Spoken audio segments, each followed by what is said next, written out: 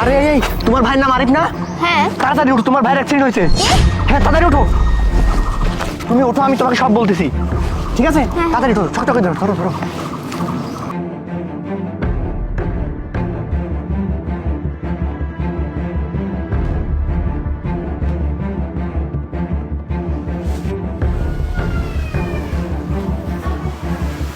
এই এদিক ওদিক কি দেখিস? চুপচাপ বস এখানে।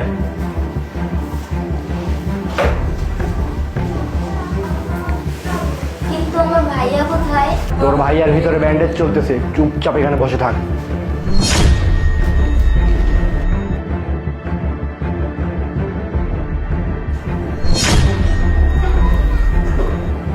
কিরে এম করা জিনিস কই পাইলি?